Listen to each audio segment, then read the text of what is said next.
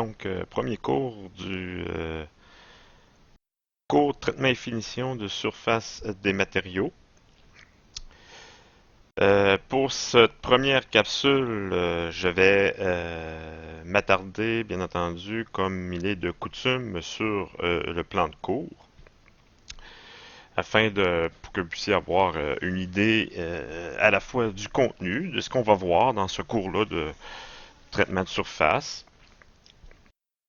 Aussi en profiter pour voir de la manière dont le cours va se dérouler au niveau des modalités, au niveau de la façon dont vous allez être évalué.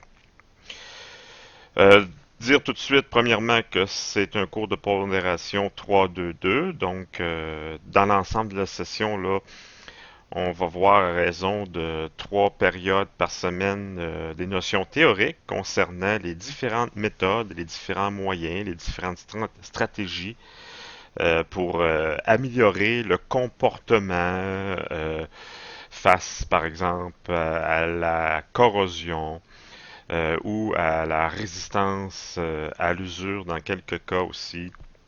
Des différents alliages métalliques comme l'acier, l'aluminium, les alliages de cuivre, de nickel, la façon dont on peut transformer leur surface afin de les rendre aptes à résister à différents milieux corrodants.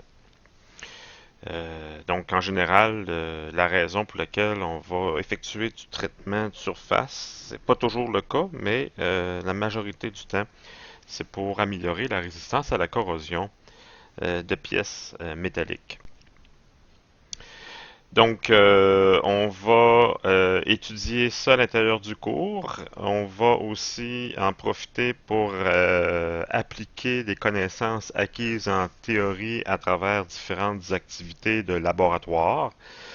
En moyenne, 2 périodes par semaine vont être consacrées justement à des activités qui vont nous permettre de mettre en évidence et surtout aussi de simuler ou même de réaliser différentes opérations de protection des métaux, telles qu'il est effectué en industrie, afin de vous permettre justement d'avoir une bonne idée et d'être mieux préparé pour votre future profession de technicien en métallurgie, advenant le cas où vous vous retrouvez dans une entreprise dans laquelle on opère des procédés visant à améliorer la résistance à la corrosion, entre autres, ou la résistance à l'usure de pièces métalliques.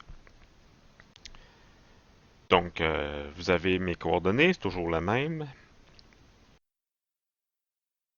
Au niveau des modalités, on nous avait demandé avant la période des fêtes de dire nos préférences en tant qu'enseignant sur le mode de transmission du cours, surtout au niveau théorique. Moi, à ce moment-là, j'avais formulé que je préférais donner mon cours en présentiel parce qu'à ce moment-là, le collège nous donnait le choix.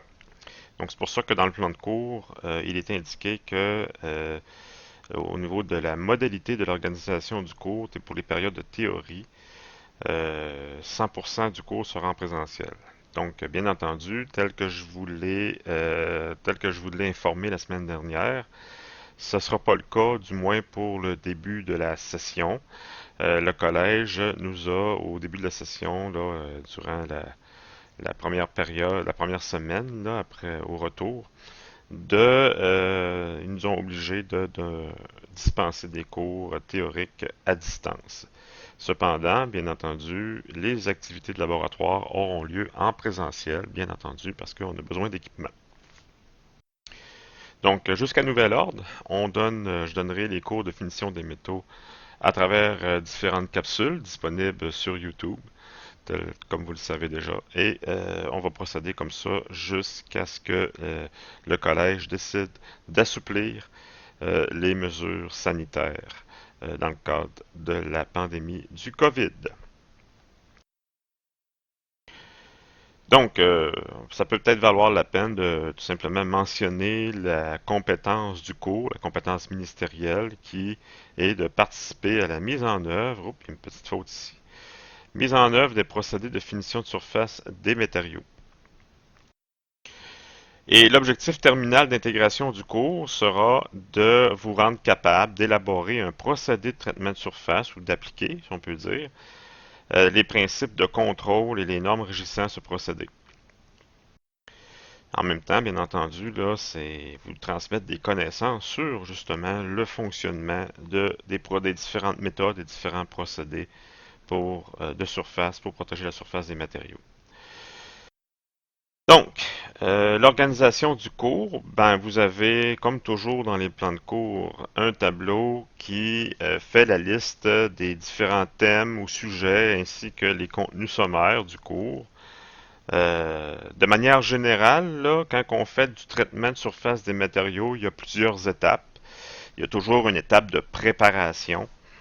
Il y a différentes façons de préparer une surface, tout dépendamment de la nature du traitement qu'on veut faire. Ça peut être une anodisation, ça peut être un plaquage, un procédé de phosphatation, la déposition d'une peinture. Donc, en fonction de ce qu'on veut faire, ben, ça demande certaines préparations de surface.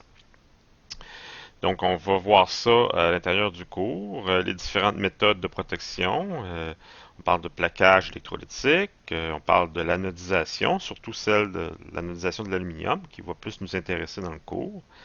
La galvanisation, qui consiste à déposer du zinc sur de l'acier, que ce soit par voie électrolytique ou par immersion. Plaquage sans électricité, justement, qui inclut le plaquage par immersion.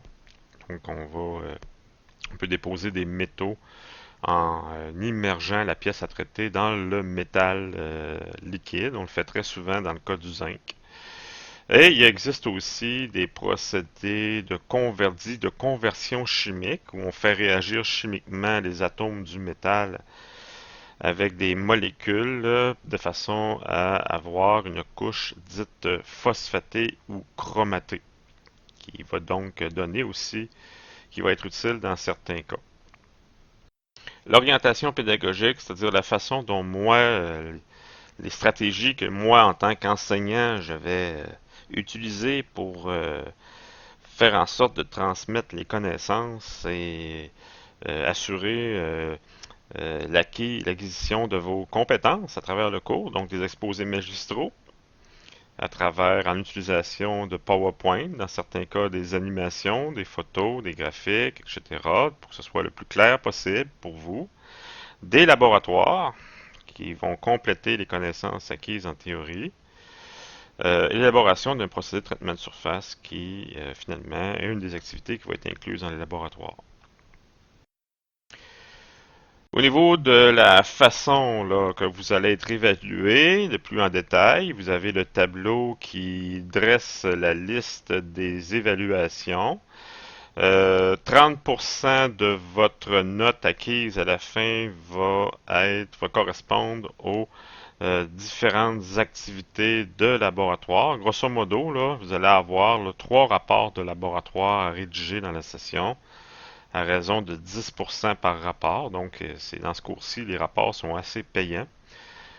Donc, les laboratoires, dans l'ensemble, représentent là, une trentaine de périodes, donc ce qui correspond à la pondération 3-2. Là. Donc, disons que de manière générale, dans l'ensemble, la partie laboratoire, ça inclut la réalisation des labs, les manipulations, l'acquisition des résultats, l'obtention du plaquage ou de la transformation ou un dépôt au niveau de la surface du matériel, incluant la rédaction d'un rapport. Mais tout ça ensemble, ça compte pour 30% de la session. Vous allez avoir 2 tests partiels, dont je vais vous donner les dates tout de suite après. 6 périodes là, au total et comptant au total aussi pour 30% de la note de la session, donc c'est-à-dire 2 tests partiels valant pour 15% chacun. Et finalement, un examen synthèse de cours qui lui va se faire en deux parties, un examen écrit de 30% de la session, ainsi qu'un examen de laboratoire valant pour 10%. Donc, l'examen de laboratoire, j'aurai l'occasion là, de vous en parler exactement un petit peu plus loin dans le plan cadre en quoi ça consiste. Donc, tout ça pour un total de 40% au niveau de l'examen synthèse de cours. Et là, comme j'ai dit, j'en profite là pour aller voir avec vous les dates des examens. Oups, là, c'est pas ça que je voulais vous montrer. Donc, OK. Ici, on va aller à plan de cours, comme ça. Non, plutôt le fichier qui est ici. Ça va être plus facile pour moi. Voilà. Non, c'est pas ça du tout que je veux vous montrer non plus. Attendez un instant, c'est le layout. Et voilà, c'est ici. Donc là, maintenant, ce que vous avez comme information, je ne sais pas si vous avez eu l'occasion d'aller jeter un coup d'œil dans le Léa. Toutes les évaluations sont déjà incluses. Je vais aussi en profiter, là, si je me souviens plus si c'est fait, mais je vais vous ajouter aussi les notes de cours bientôt. Euh, ce qu'on remarque ici, c'est que vous avez les deux dates qui sont déjà établies pour les deux examens partiels. Donc le premier partiel aura lieu le 2 mars et le premier, c'est-à-dire, et le deuxième aura lieu le 20 avril. Bien entendu, au niveau des examens finaux, ben, le Cégep aura l'occasion de faire un horaire d'examen. Voilà. Donc, si je poursuis à travers le plan de cours, plein écran. Donc, il y a un tableau ici là, qui est nouveau dans les plans de cours. Là. Euh, bon, on parle des critères, mais ça, de mon point de vue, c'est plus ou moins pertinent. Là. Vous avez le contexte juste avant de réalisation et critères de correction de l'examen synthèse. Donc, une mise en situation, normes de produits chimiques, l'instrument de contrôle des bains, résoudre des problèmes d'ordre théorique et réaliser un essai de contrôle sur les bains. Donc, l'examen pratique, probablement, euh, sera un test chimique pour le contrôle d'un bain de plaquage.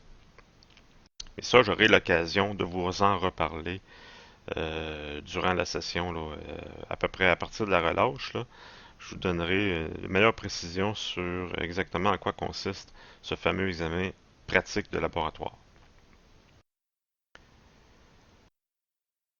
Médiagraphie, autrement dit, les sources bibliographiques que vous pourriez utiliser pour compléter vos connaissances acquises dans le cours. Il y en a une liste ici. Donc, si vous avez besoin d'informations supplémentaires ou pour vous aider dans la compréhension des notions vues dans le cours, vous avez une liste de documents, beaucoup en anglais bien entendu, qui peuvent vous servir là, pour le cours et aussi pour la rédaction des rapports de laboratoire aussi. Volume obligatoire et matériel requis, donc je vais vous mettre des notes de cours ainsi que des PowerPoint dans le Léa. Il va y avoir aussi un cahier de laboratoire éventuellement. Équipement de sécurité lors des laboratoires, bien entendu, c'est un cours dans lequel on travaille beaucoup avec quelques produits chimiques, des solutions de plaquage. On travaille aussi avec des sources de courant. Les équipements de sécurité s'avèrent importants et obligatoires dans le cadre des activités de laboratoire en finition des métaux, qui vont tous se réaliser dans le laboratoire de chimie. Et comme vous le savez, aussitôt qu'on pénètre dans le laboratoire de chimie, ben, ce qui est obligatoire de porter, sarrau, lunettes, pantalon long, souliers fermés. Donc, ça, bien entendu, là, il n'y aura pas de compromis à faire à ce niveau-là dans le cadre des laboratoires. Mais ça, c'est quelque chose auquel vous êtes déjà habitué, donc c'est devenu un réflexe maintenant, le port des équipements de sécurité.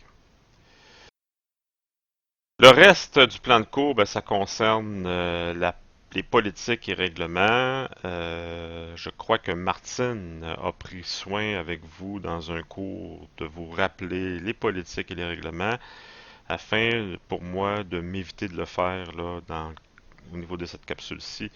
Il n'y a pas de visite industrielle de prévue, donc dans le cours. Ça pourrait être intéressant par contre, mais ce serait peut-être envisagé, là, advenant le cas où les mesures sanitaires s'assouplissent et font en sorte que d'ici la fin de la session, il est possible de faire une visite industrielle dans laquelle, bien entendu, là, il y aurait un ou quelques procédés de finition des métaux qui sont appliqués dans la région de préférence. Ben là, à ce moment-là, je pourrais prendre le temps d'organiser une visite. Ça, c'est dans la mesure du possible. Voilà. Politique. Voilà, et ça complète pour le plan de cours. Maintenant, ce que je vais faire, je vais compléter la capsule pour l'équivalent d'une période, là, pour faire une introduction sur le cours de finition des métaux, une mise en contexte, si on veut, en débutant par un joli PowerPoint. Donc, traitement et finition de surface des matériaux. J'ai mis en image pour illustrer ce concept métallurgique-là, cette partie de cette étape de fabrication en métallurgie, une motocyclette une motocyclette, ben, vous savez, il y a beaucoup de pièces en acier, il y a des pièces aussi en aluminium.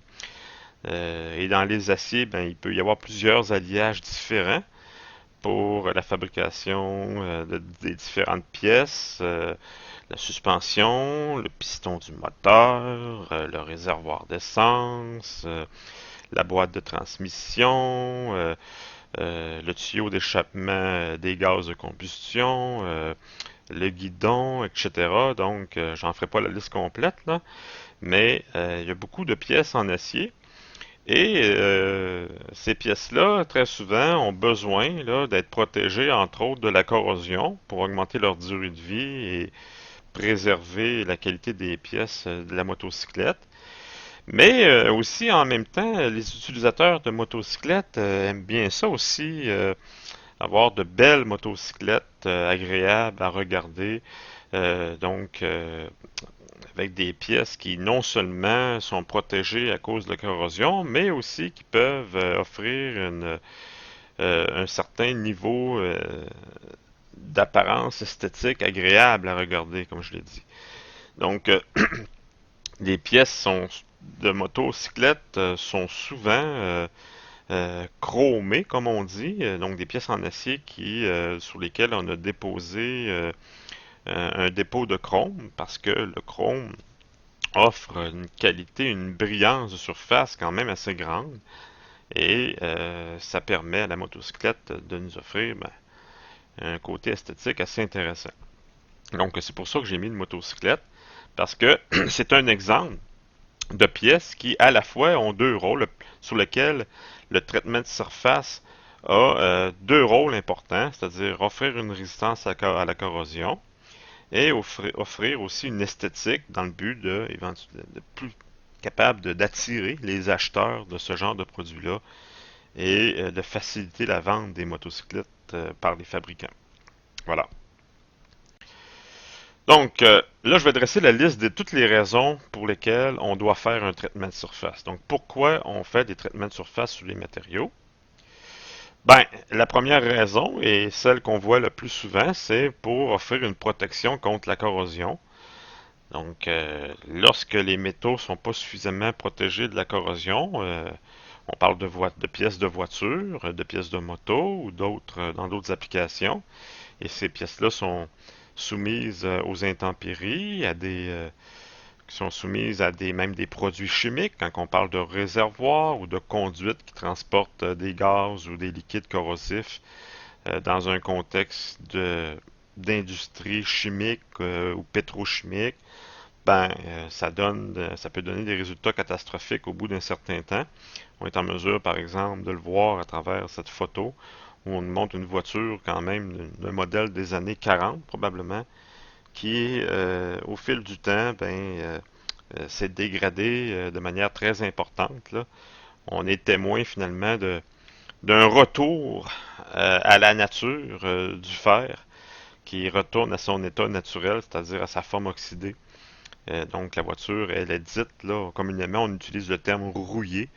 Dans le cas du fer, on peut utiliser ce terme-là. Mais de manière plus sérieuse et scientifique, on va plutôt utiliser le terme corrodé parce que rouillé, c'est très spécifique au fer. Donc, si on veut parler de manière de cette détérioration-là de manière générale, on va plutôt utiliser le mot corrodé. Et là, en utilisant le mot corrodé, mais là, ça s'applique à tous les métaux. Tandis que rouillé, ça ne s'applique que pour le fer, parce que seul le fer peut former de la rouille.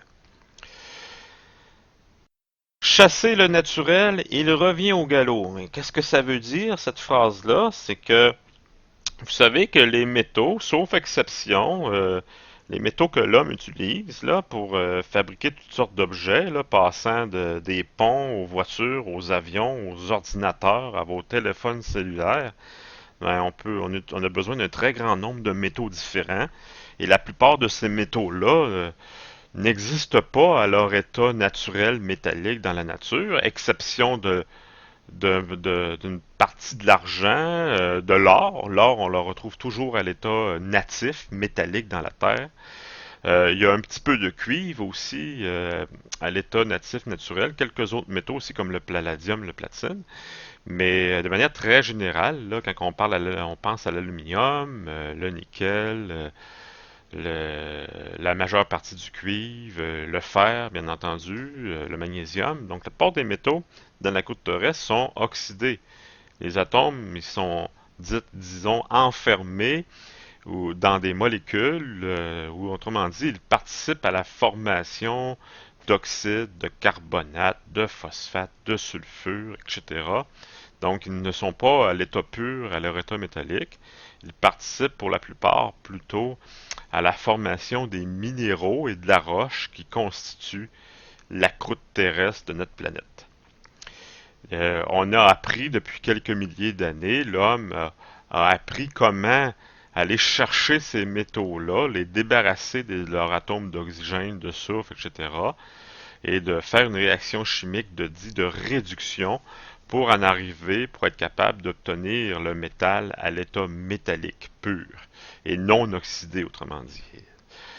Mais la nature s'arrange toujours pour faire en sorte de retourner les atomes à des niveaux d'énergie plus bas, au niveau thermodynamique. Et lorsqu'on pense au fer, à part des métaux, qu'on a réussi à réduire à leur état métallique, ben, l'environnement, les conditions dites oxydantes qui nous entourent, on pense à l'oxygène de l'air par exemple, ben, font en sorte que les métaux auront éventuellement tendance à retourner sur leur forme dite naturelle ou oxydée. Fait que là, pour mettre un petit peu d'humour dans le cours, là, ben, pour illustrer cette idée-là, j'ai mis un fer à cheval en acier. Et le fer à cheval, éventuellement, ben, lorsqu'il est soumis à l'eau salée, à l'environnement corrodant, avec le temps, ben, le fer il va finir par s'oxyder, se corroder et former de la rouille à sa surface. Donc, on, on a chassé le naturel en, en fabriquant de l'acier à partir de l'oxyde de fer. Mais il est revenu au galop avec le temps en retournant sous sa forme oxydée. Et là, ben, ça fait un lien avec au galop, le cheval, le fer à cheval, au cas où vous ne l'auriez pas compris. Donc, traduction de la fameuse expression en termes métallurgiques, ben, c'est réduisez du métal et il reviendra à l'état oxydé. Donc, les humains là, qui utilisent les métaux, ben, on est toujours en lutte contre ce retour à l'oxydation-là pour faire en sorte que les pièces qu'on est arrivé à fabriquer puissent conserver un bon état pour être capable d'offrir les résistances mécaniques et que, bien entendu, que la pièce métallique ne puisse pas commencer à montrer des défaillances. Donc, on sait que si un métal devient trop oxydé, corrodé, ben, il va devenir plus facile à rompre, par exemple. Donc, on veut éviter ça, ou du moins, on veut ralentir le phénomène. Donc, c'est là que les procédés de finition de surface deviennent pertinents et utiles. Donc, pour bien mettre en contexte le cours de finition des métaux, c'est certain que le cours de finition des métaux, on peut le considérer comme la suite logique du cours de dégradation des matériaux que vous avez eu l'an dernier. Donc, vous avez appris dans le cours tous les processus de dégradation des matériaux. Et maintenant, dans ce cours-ci, on vous montre comment protéger le métal de la dégradation des matériaux. Mais ça serait peut-être quand même pertinent, là, en début de cours, de, de, de repasser un petit peu là, sur euh, de revoir du moins la définition de ce que c'est la corrosion. Donc la corrosion, la définition générale, c'est la cause de l'altération et de la destruction de la plupart des matériaux élaborés. Donc, par exemple, pourquoi qu'une voiture, au bout de, en moyenne, là, entre 12 et 15 ans d'utilisation, ça dépend des modèles, ça dépend des conditions d'utilisation, ça dépend du soin sur l'entretien que l'utilisateur en a fait pendant sa durée de vie. Mais, mettons, en moyenne, un véhicule là, qui est fabriqué aujourd'hui, on peut s'attendre à ce qu'il puisse servir pendant une quinzaine d'années. Des fois, ça peut être plus long, des fois même ça peut être plus court, mais disons en moyenne. Mais la raison, très générale, là, à part les accidents de voiture où là, le véhicule va être déclaré perte totale, mais sinon, la raison principale, à 97% du temps, là, c'est la corrosion qui fait en sorte que le véhicule on le considère arrivé en fin de vie. Donc, la corrosion de la structure, le plancher, l'intérieur des ailes, ce qu'on appelle le squelette du véhicule, là, qui est soumis, surtout dans la partie inférieure de la voiture, là, qui est soumis aux conditions corrodantes, et surtout ici au Québec, où on est un des endroits dans le monde pour lesquels c'est le plus difficile pour un véhicule, étant donné les fortes variations de température dans l'année, l'utilisation quand même assez massive de sel pour rendre les routes sécuritaires. Donc c'est extrêmement agressif pour un véhicule, malgré qu'avec les années, les fabricants d'auto ont développé des, euh, des produits pour appliquer sur la surface des pièces exposées à la corrosion pour essayer d'augmenter la durée de vie. Mais quand même, ces moyens de protection-là ne sont pas parfaits et éventuellement le véhicule peut être soumis à des dégradations avancées de certaines pièces. Et cette dégradation-là va faire baisser la valeur du véhicule de manière très importante, de sorte que, bon, à un moment donné, arrive un stade où il n'y a pas d'acheteur potentiel pour un véhicule qui est trop dégradé. Donc, on considère à ce moment-là que le véhicule a perdu beaucoup de valeur et éventuellement va se retrouver à la casse, comme on dit. Donc, c'est rarement à cause des moteurs. Les moteurs aujourd'hui sont tellement bien conçus que c'est de moins en moins, là, la durée de vie du moteur est de moins en moins la raison pour laquelle le véhicule est arrivé et considéré comme étant périmé. Tout matériau se corrode et tout milieu peut être corrosif. Donc, les matériaux sont à peu près, là, sauf exception, tous soumis ou susceptibles d'être détériorés par différents processus. Le verre, par exemple, avec le temps, il s'opacifie. Malgré qu'avec les années, là, on a développé des additifs pour ajouter à la silice la fabrication du verre. Mais il y a quelques centaines d'années, lorsqu'on a commencé à utiliser le verre pour la fabrication, dans la construction, le verre, au bout de quelques années, là, dépendant des régions du monde, là, le verre perdait de sa transparence progressivement. Donc, c'est pas quelque chose maintenant qu'on est habitué de voir, là, parce qu'on a développé des façons de faire, on a ajouté des additifs qui ralentissaient l'opacification du verre, mais c'est quand même un processus qui existe quand même.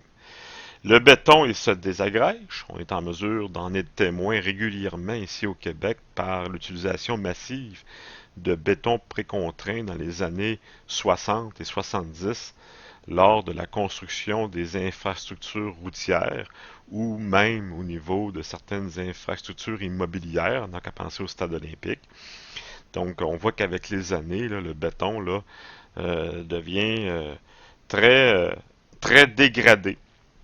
Les plastiques aussi sont soumis à la dégradation, très souvent par une exposition aux UV du soleil. Donc, ils se décolorent, ils deviennent plus fragiles et cassants lorsqu'ils sont trop exposés aux UV. On en est témoin lorsque vous achetez des jouets de plage en plastique, ça ne dure qu'un an ou deux maximum. Les métaux, ben pour la plupart, ils s'oxydent et ils se désagrègent par oxydation, mais pas tous. L'or, par exemple, le platine, euh, le titane, ce sont des métaux qui sont très résistants à la dégradation.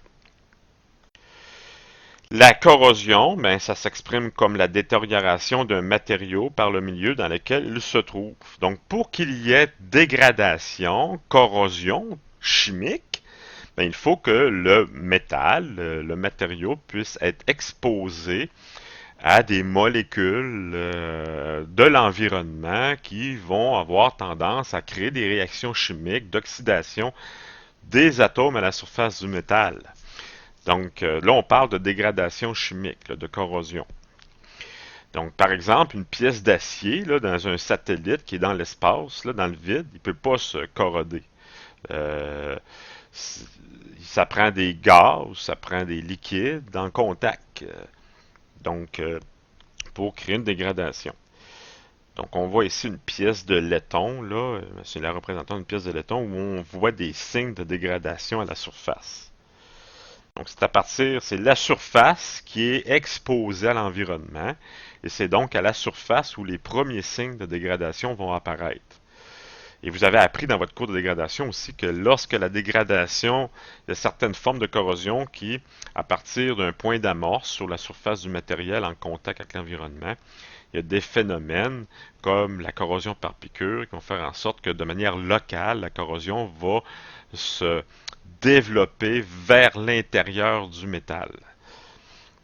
Donc, tout dépendant du métal, tout dépendant du milieu dans lequel le métal est exposé, ben là, les atomes métalliques vont s'oxyder, soit sous forme d'oxyde, ça on le voit très souvent, ça peut être aussi sous forme de sulfure, de carbonate, de chlorure aussi si le métal est exposé à du sel, etc. Donc, on en est témoin presque à chaque jour de l'influence de l'environnement sur l'altération de la surface des métaux. Par exemple, notre fameux château Frontenac, qui possède un toit en cuivre, des plaques de cuivre. Ce que vous avez, la photo que vous voyez en haut, c'est que très récemment, là, on a fait des travaux sur le château Frontenac, on a remplacé son toit de cuivre. Fait qu'on a mis un nouveau toit de cuivre. La photo que vous voyez en bas, ben, c'était avant les travaux. Donc, on était plus habitué de voir le château Frontenac avec cette apparence-là, c'est-à-dire un toit verdâtre. Le vert, c'est pas de la peinture, c'est tout simplement la couleur des produits, du mélange des produits d'oxydation du cuivre exposés à l'atmosphère. Donc, présentement, là, le château Frontenac est cuivré, mais vous allez voir qu'avec le temps, avec les années, le toit va retrouver son apparence classique verdâtre. Euh, donc, c'est un mélange d'oxyde de cuivre, de sulfure de cuivre, de carbonate de cuivre, qui donne une couche qui s'appelle la patine, qui est verte. Et aussi qu'on a l'habitude d'observer sur la statue de la liberté à New York, chez nos voisins du Sud. Donc la même couleur. Sachez que la statue de la liberté, elle aussi, comme le toit du château Frontenac, est couverte de cuivre, vissée, c'est-à-dire rivetée sur un squelette en acier. Aussi avec le temps, mais dans le cas de la Statue de la Liberté, le processus est plus rapide parce que l'atmosphère de la ville de New York est plus polluée que celle de la ville de Québec. Plus humide, on est en bord de mer, plus salée, donc l'atmosphère elle est saline due à la proximité à l'océan Atlantique, mais aussi une assez forte présence de gaz sulfureux parce que la zone est assez industrialisée, ce qui fait que c'est extrêmement rapide comme processus de formation de la patine dans le cas de la Statue de la Liberté. Plus rapide du moins que euh, à l'endroit géographique où se situe le château Frontenac. Je vous montre une photo ici d'une poutre servant à soutenir un tablier d'autoroute. Ça, c'est à Montréal. C'est une poutre qui soutient l'autoroute métropolitaine. Et on voit la dégradation avancée à la fois du béton, qui révèle la présence des armatures en acier qui eux-mêmes aussi sont dans un processus de dégradation quand même assez avancé. Donc, on voit ici, là, c'est un bel exemple de dégradation d'infrastructures autoroutières.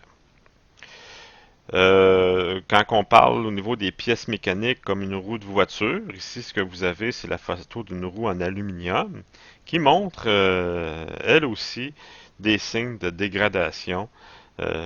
Donc les roues en aluminium se dégradent avec le temps aussi, d'autant plus que ici au Québec, on roule l'hiver avec une forte présence en sel et l'aluminium est très sensible au sel dissous dans l'eau, de sorte que les fabricants de roues en aluminium doivent justement effectuer des traitements de surface sur les roues fabriquées afin de leur donner une résistance à la corrosion nécessaire pour rendre l'utilisation de la roue sécuritaire. Mais quand même, à certains endroits, là, avec les années, on est en mesure d'être témoin quand même d'une certaine dégradation. Je vous montre ici une machine à papier dans une usine de pâtes et papier qui était un contexte assez classique de dégradation avancée de certaines pièces mécaniques à l'intérieur des machines à papier, des pièces en acier surtout. Le chlore a été utilisé abondamment pour le blanchiment du papier et les pièces mécaniques étaient exposées au chlore et se dégradaient assez rapidement. Et ce qui expliquait des fréquences assez grandes d'entretien préventif et même aussi d'arrêt d'appareil au niveau d'arrêt subi d'appareil causé par un bris de pièces hautement dégradées par le contact avec le chlore. Donc ça, c'était un bel exemple là, de dégradation. Je parlais tout à l'heure des polymères, des plastiques qui pouvaient se dégrader aussi. C'est certain que dans le cours de finition des métaux, les polymères ne nous intéressent pas, mais c'est juste pour illustrer le fait que beaucoup de types de matériaux peuvent se dégrader. Dans le cas d'un seau, ici c'est la lumière qui a fini par dégrader et rendre le seau cassant et décoloré. Encore un exemple d'infrastructure routière en dégradation. Donc ici une poutre qui est horizontale, qui est exposée à un milieu marin, qui accélère grandement, qui rend l'atmosphère est plus corrodante parce on a une atmosphère non seulement très humide, mais aussi salée, qui fait en sorte que les armatures qui sont en dessous sont presque toujours recouvertes d'un film humide, salé, et donc la dégradation peut être très avancée lorsqu'on a une structure euh, qui est placée juste au-dessus d'un plan d'eau de mer.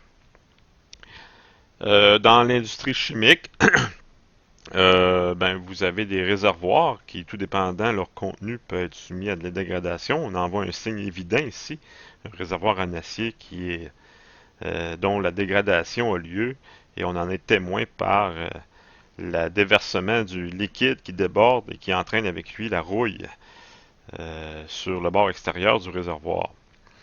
Les bateaux qui ont voyagé en haute mer pendant un certain nombre d'années et qui n'ont pas été entretenus, ben, ou qui sont arrivés tout simplement en fin de vie, après plusieurs années de service, on voit l'action de l'eau de mer sur la coque en acier qui est évidente ici. Donc, la rouille là, qui est en train de... Le, le naturel dont on parlait tantôt qui est en train de reprendre ses droits.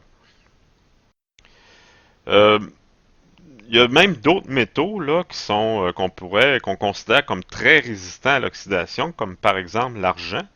L'argent lui-même n'est pas totalement résistant à la corrosion et à l'oxydation, mais il offre quand même une très bonne résistance à l'oxydation, mais tout dépendant de l'environnement dans lequel il était exposé et même avec à long terme, il finit par montrer des signes de dégradation. On dit souvent que l'argent finit par ternir, donc c'est tout simplement que l'argent finit par former une couche d'oxyde d'argent, là, généralement. Ça peut être tout dépendant si sur l'objet a été déposé du sel aussi, ben là l'argent peut être capable de former un petit peu de chlorure d'argent. Donc et ça va se manifester par une perte de la brillance. Là. On va être présent d'une couche oxydée à la surface et l'argent va perdre de son côté esthétique, de sa brillance. On dit que l'argent est terni.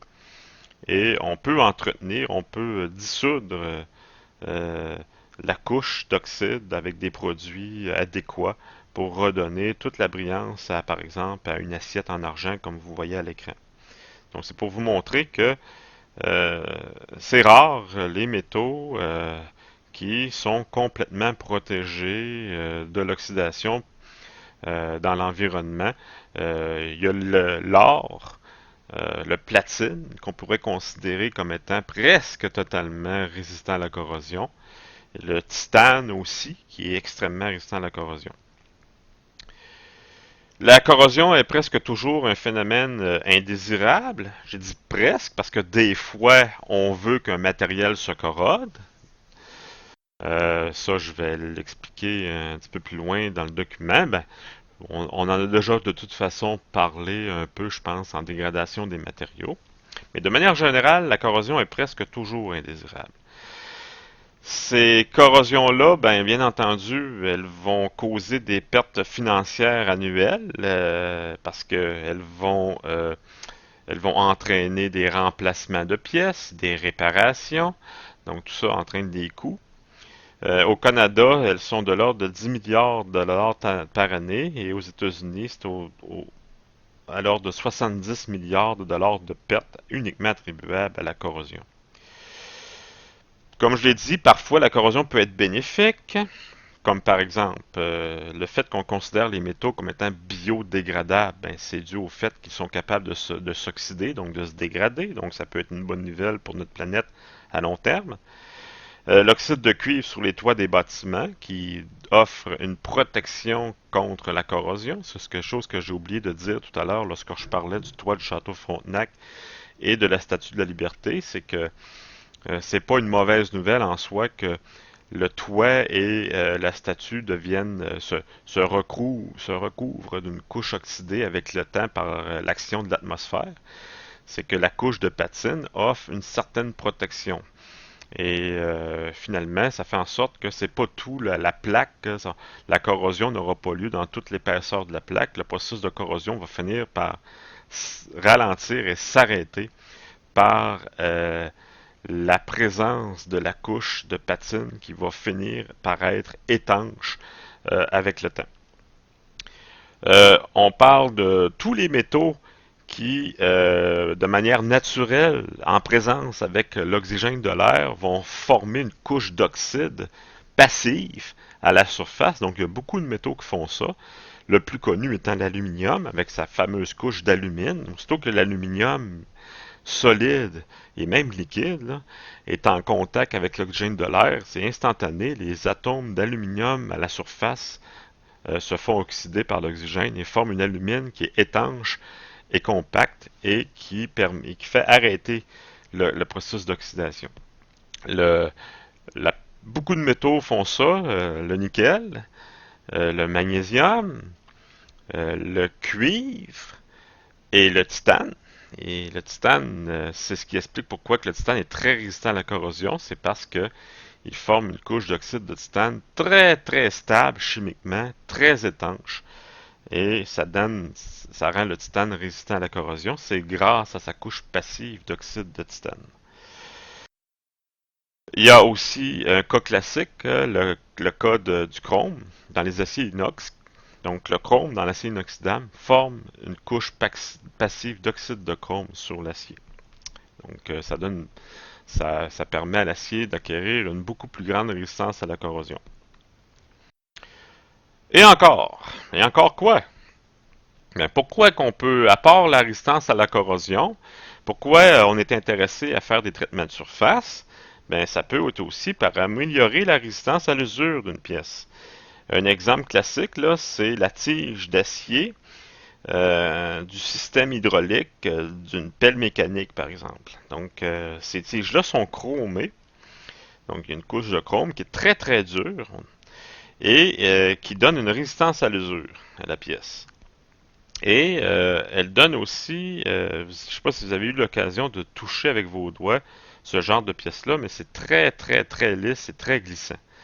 Donc, ça permet, autrement dit, de réduire le coefficient de friction afin d'éviter l'apparition de fissures euh, et faire en sorte que la pièce du système hydraulique puisse bien travailler et surtout avoir une durée de vie acceptable, de façon à ce qu'il n'y ait pas de fissures qui soient générées à la surface et qui avancent vers la pièce et qui entraînent une rupture de la tige au moment où la pelle mécanique travaille à creuser un trou, par exemple.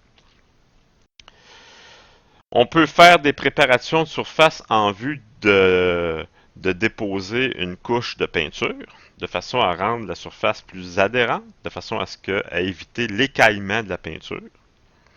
On le fait par exemple pour la carrosserie, les carrosseries de voitures.